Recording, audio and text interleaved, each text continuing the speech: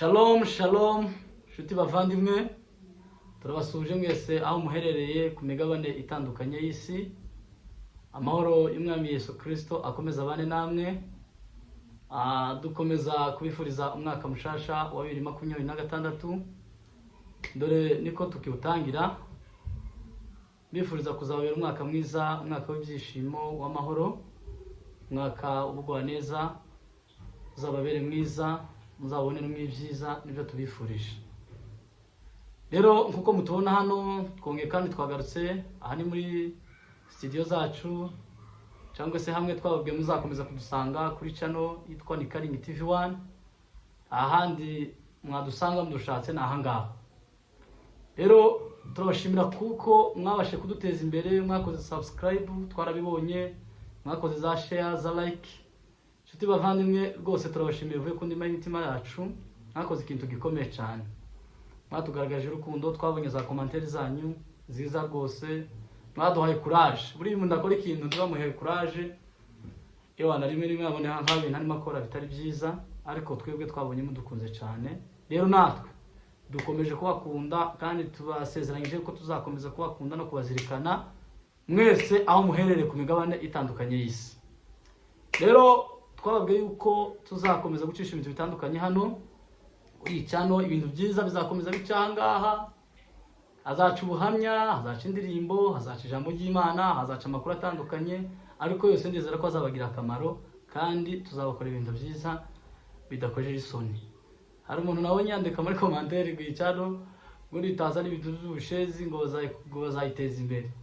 Reka nkubwire muvandimwe, kandi wagize neza cyane kuduha igitekerezo. Tuzacisha ibintu byiza bizagufasha muri ubuzima bw'uyu munsi wa none turimo. Rero twongeye twagarutse, twabwiye ko tuzabazanira abatumirwa batandukanye, bafite ubuhamya, bafite ibintu byiza iby'Imana yabakoreye. Rero aha turi kumwe n'umutumirwa Ewana n'umumama naringize iminsi ntekereza nshaka, bitewe n'ibintu twagiye twumva Imana abashe kumukorera bikomeye. Uyu munsi twamusuye, turi kumwe nawe angaha kuri Karingi TV1. Kandi Karingi TV1 ni channel nziza cyane. Ndayikwifurije nawe utarakora subscribe kugira ngo uzabashe kwikora. Rero twageze hano, twamusuye kuko mubibona twicaranye ahangaha, ntabwo ushobora kumuvuga, reka abashe kubibwira kuko n'umumama ukuze kandi afite ibintu byinshi agomba kutugezaho. Rero muhaye kaze muri studio zacu za Karingi TV1. Muraho neza? Muraho neza. Ndagusuhuje, Imana mu ijuru igumugisha. Asante cyane. Twageze hano, nifuzaga ko abasha kwibwira abantu babashe kudukurikirana ahangaha. Yego murakoze. Turisanze turiyakiriye muri studio ya Karingi TV1. Twaje ni twebwe abandi kinyamakuru cyitwa Utoto Mihanda TV. Yego. Umudamu wubatse, umugabo umwe n'abana 6, abahungu 3 n'abakobwa 3. Turaje kuvuga ubuhamya bwacu bw'Imana yadukoreye. Nuko mbasangiza channel yanje yitwa Mihanda TV, ukande no kuri Karingi TV1, duteze imbere mutuzamure. Mwatweretse urukundo rwinshi, muri abantu b'ingenzi kuri twebwe. Mukomeze mudushyigikire nk'uko mwatangiye, mukomerezeho, natwe tuzaza dukomeza kubagezaho ibyiza byinshi. Bizizere kabisa kuko aha hantu hazaca ibintu bikomeye, ijambo ry'Imana, ibitaramo, ubuhamya, amashimwe, kuko twabibabwiye aribyo tuzakomezanya. Dufite kuzahinduka ngo dusubire inyuma cyangwa tuvuge ibintu bidashimishije aha hantu. Twebwe twaraje tumashije gukora umurimo w'Imana ahangaha kuri za channel zacu kuko twabashije kuzibabwira. Murakoze cyane rwose. Ese iyi channel ya Karingi TV1 urayizi? Nayimenyeje. Mu Karingi urahazi? Karingi ndahazi. Rero turabanya Karingi Ewana. Umuntu wese wavuye mu Karingi tugushishikariza gukurikirana ahantu utarahavuye. Ni iwacu imurenge mu Karingi havuye ibyiza byinshi Minembwe. Aho ni mu rugo muri Sepak. Iyi ni channel y'umuvandimwe afite channel yitwa ngo ni Utoto Mihanda TV. Mihanda muramuzi, ni umugabo w'imfura mu pastor wari mu Karingi umusepake. kabisa umugabo uzwi cyane imfura ijambo ijambo ryinshi kandi azi amateka akomeye rero aho niho mushakira nawe mushatse kumushaka rero mu minsi ishize twakurikiranye ubuhamya bwawe watanze amakuru menshi uvuga iby'Imana yabashe kugukorera so twashatse ngo ubashe kutubwira ayo makuru ku buruke hari benshi batabashe kuyumva neza kuko hari ibintu byinshi Imana yabashe kugukorera rero muvandimwe turashaka ngo ubashe kutubwira bukeya ibitangaza Imana yabashe kugukorera abantu benshi Imana bakorera ibintu ntibashime ariko iyo yahisemo kwishimira hanga kugira ngo abantu bose bizabashe kubafasha ubundi umuntu ashima amashimwe ni ikintu kiza kibasha gufasha abantu yani ni ubuhamya ubasha gutanga rero reka tugusabe kuko wabashe kutwemerera tubasha gukora ikiganiro ese ni ibiki Imana ishobora kuba yaragukoreye bikomeye byatumye ubwira umuhate wo kugira ngo ubashe gutanga ubuhamya hariya kuri studio zawe za Butoto Mihanda TV sawa urakoze cyane wadutekereje urumva ubuhamya bwagukozeho uvuga ngo uve iyo utuye uzi udushakisha uzi uburuka udusanga aho turi yego uvuga ko ubuhamya bwagukozeho uravuga ngo nawe reka uze ubwibarize wenyine uhari utegere ibyo Imana yabashije kudukorera muri uyu muryango wacu cyane rwose twebwe habaye hari ku munsi wo ku cyumweru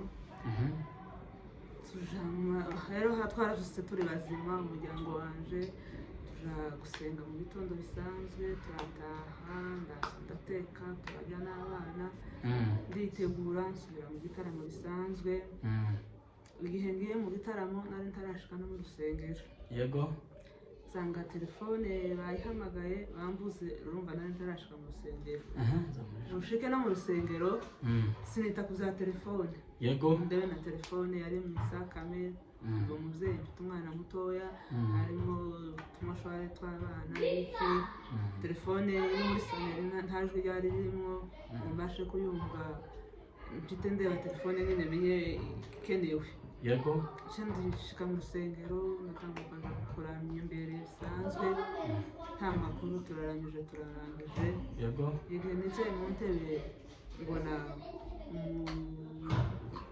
wari wicaza mu protocol araje kumpamagara mbona koze userike mbona gushaka ngo mu rugo mukandi mutubere mu rugo muhite utaha uje mu bitaro numva ibyo bintu birandenze pe nje mu bitaro mvuye mu rugo sindashika nongo ishika mu rusengero niki kibaye cyotuma bambira ngo mpagurwe nje mu rusengero nje mu bitaro nako yego numva ibyo bintu birandenze ariko nari akana k'incuke kanje nari nsize kajyamye abandi barimo bakina hanze yego noneho nje nama nibwira ati ni wa wundi sizajyanye niba size mu gitanda imyenda nibo babyukije bakabona yarwaye bakamujyana mu bitaro ariko nazo binyanga muntu nabatse umwana nsize muzima yego ndogwara aho bigeraho bagatabaza ngo tugende tuje mu bitaro umwana yagiye mu bitaro binyanga mu nda cyane yagaye ndasohotse nari mfite umwana mutoya ndabyaye mfite uruhinja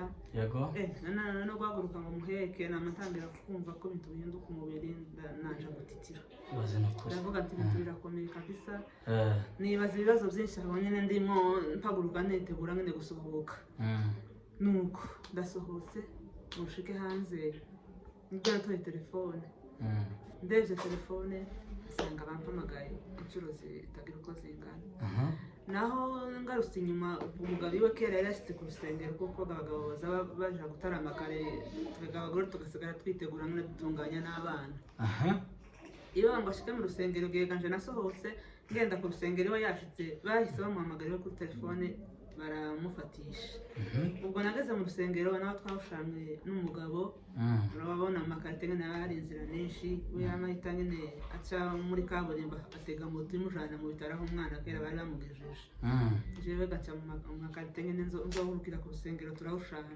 yego iyo gabashitse nyine nsanga yahamagaye cyane yambuze kuri telefone ahita agahamagara abantu mu rusengero tumubwire umudamu atahe aze mu bitaro kuko umwana nyine yarwaye yego bambwiye nyine ntibahita banambwira ko umwana yakoze impanuka bahise bambwira ko umwana yarwaye bisanzwe bavuye nyine ko batambwiye iryo jambo mu rusengero cyangwa nyine ngo ngende mu muhanda nyine bitameze neza bakenera ko nshika mu bitaro ukirebera njyenyine umwana rero nyine sohotse ngo ngere mu muryango wo gusengera ntoye telefone ndebe telefone ngo mpamagare umwana ari mu bitaro kandi hari ndi yahanutse ku igorofa ya 5 arika hasi yego urumva ko ari ibintu bikomeye nahise cyane kabisa ko ubuzima bwanje ntabwo busa n'ubuhagaze ndareba ndeba igorofa ntuyemo ni ndende pe urumva nawe birumvikana igorofa ya 5 birumvikana umwana avuye hejuru aritse hasi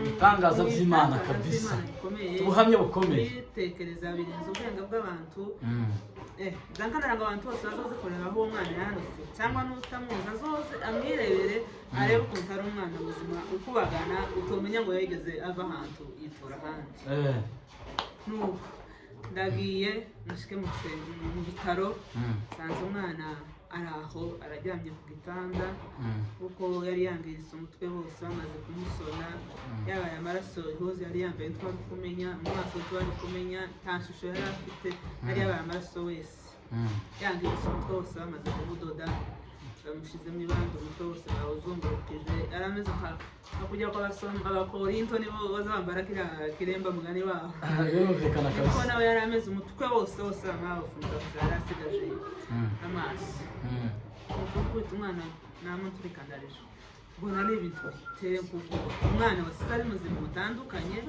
ahaye ajya ahaye avuga usize ari hanze ahaye akina ariko ngo usanze umwana ari mu gitanda bimeze gutya rero ni ibintu byateye ubwoba ubwo ngo mpamagara umwana aritabye baze se byagenze gute mugihe umwana aransubiza ariko abasha kuvuga abashije gutunga ukuboko mu mutwe kuko ariko bari hambitse hayumva uburibwe nawe urabyumva isebe mu mutwe umwana w'uruhinja w'imyaka 4 biragoye ariko yumva ubabare mu mutwe yahise atungura urutoki arambwira ngo mu mutwe umwana yari afite imyaka 4 umwana w'imyaka 4 ariko ngo mbona umwana aramvugishije numva bindanywa amashimwe akomeye ndavuga ntubwo umwana wanje ahaye ahumeka muvugishije akarambura n'amaso akandeba yego avuga ngo hari icyizere ko Imana nzurira umwana kuko yazuye Eliya wari umaze iminsi 4 mu mva akazuka ubu nyine naje uyu mwana wanjye sigaye mugariranya akarere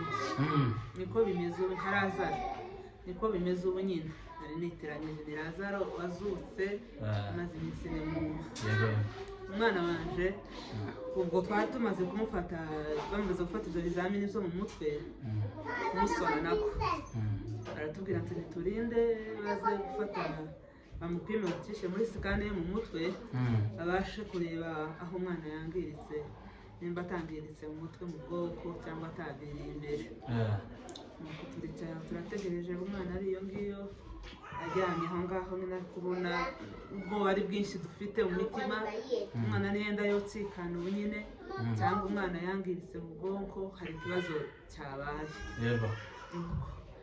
mu kanya turarinze haje abaganga baje nyine kumucisha muri sikane baraje umwana baramupima muri sikane kugira ngo umwana ni muzima yangiritse mu bwonko yaviriye imbere ameze neza nuko batubwira gutyo twumva imitima irafunze nubwo umwana yari agifite n'ibyo bisebe mu mutwe izo zari ko tuvuga ati bikeya gukomereka n'ibisanzwe ariko cyari biteye ubwoba ni ukumva ngo umwana yangiritse mu bwonko cyangwa yaviriye imbere azomugarire mu nzu cyangwa dusese n'amarantani abiri ubwo naravuze ngo Mana ushimwe uhabwe icyubahiro nahise nzamura amaboko ndavuga ngo Mana uracyankunda umpagazeho tankojeje isoni hano muri uyu mugoroba ku cyumweru wabonye ko nari mu nzu yawe naragiye gusenga naranabivuze nshima kuri channel yanje ndavuga ngo abanyagihugu barambwiye ngo se Mungu wakuriye kunenda kubona Imana yanzuriye umwana ukwerekwa mu Imana ni data iyi ndirimbo yararumye indimu ngenda ndirimba ngo Imana igomba kukubamo kabisa, igomba kubamo rwose. data ni umurinzi aho tutaba turi. Tugenda ukajya mu kazi ugasiga abana ariko ugasanga abana bawe bariho ni umukwiro komeye ntako babaye. Muzo mureka dushima Imana kuko ngo amashimwe y'Imana ni nazo zo kurya z'Imana. Muzo mureka dushima Imana kuziba yadukoreye. Umwana wanje ni muzima, ntiyigeze ahungabana, ntabwo yigeze ni muzima, arajya aravuga, Imana ishimwe rwose kabisa, Imana ishimwe kabisa. Ikindi natahuje umwana ngo agiye ku igorofa ya gatanu gusa, sinaraye mu bitaro, siniriwe mu bitaro, bakamuvana mu bitaro bisanzwe bakamwoza, agasubira bakamushyiraho imiti, agasubira akamuhindurira ibandi. Sinigeze mpanga mu bitaro n'umunsi n'umwe. Ibaze ukuntu abantu bagenda bagapanga mu bitaro bakamara amezi n'amezi, abandi baramara umwaka, ibyumweru, ariko jewe nta munsi n'umwe nigeze mara mu bitaro. Imana yo mu ijuru nzayinambaho rwose, Imana ihabwa icyubahiro, Imana ihabwa icyubahiro kabisa. yankoreye ibikomeye tubasha kuvuga. Imana ishimwe cyane, tuzahora twishima.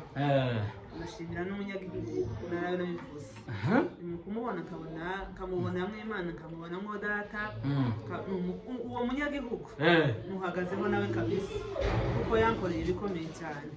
Yasanze umwana aho yaguye aba ariwe umutwara ku bitaro, usanga ariwe wamugejeje mu bitaro. Umuntu w'imfura n'inyangamugayo, umukirisitu, ntarobanura ubwoko, ntagira gute. Naramushimiye cyane, nzakomeza kumushimira aho hose nzoza mvuga ubuhamya. Sinzibavuga mu myaka n'umunsi n'umwe. Imana yo mu ijuru idakiranirwa izamuha umugisha mwinshi. Asante cyane kabisa ko mubyigihugu. Bavandimwe, ewana hari ibintu Imana izikorera abantu bamwe bakibagirwa ntibabashe kubitahura, ariko uyu mubyeyi atubwiye ubuhamya bukomeye Imana yabashe kumukorera kabisa. Yamukoreye ikintu kitoroshe pe. Imana ishimwe kabisa yabashe gukora ibyo bintu. Rero iyi ni part 1. Aracyafite ubundi buhamya bukomeye bibaye birangiriye ahangaha, ariko tuzakomereza ubutaha ababwire ibindi uko Imana yagiye ikora ibindi bikomeye. Yageze mu bitaro avamo umwana uko ameze, ariko umwana ameze neza ubu nyine. Umwana ameze neza, Imana yakoze ibintu bikomeye, iramurinda abasha gukira tiyapfa. Buriya inzira z'Imana ni ibihumbi, kandi Imana ifite imbaraga zikomeye kuruta iz'abana b'abantu. Ibaze nawe nk'umwana kuva ku igorofa ya gatanu agahanuka, ariko akongera kandi akabaho. Uwo mwana twamubonye ahangaha namusuye, ni umwana wakize umeze neza. Niyo mpamvu ibitangaza by'Imana idukorera tutagomba guceceka, tugomba gutanga ubuhamya nawe ukizera yuko Imana ishobora gukora ikindi kintu gikomeye. Rero bavandimwe, Imana yo mu ijuru ifite imbaraga zikomeye. Imana yo mu ijuru ifite ubuhanga burenze ubw'abana b'abantu, kandi Imana yo mu ijuru yakoze ibikomeye, natwe turayishimiye. Rero turabashishikariza gukomeza kudukurikirana ibiganiro byacu hano kuri channel ya Karingi TV1, kuri channel ya Butoto Mihanda TV. Ndabizeza ibitangaza yuko tuzabagezaho ibintu byiza kandi bizabafasha. Rero Imana yo mu ijuru ibamugisha, murakoze cyane.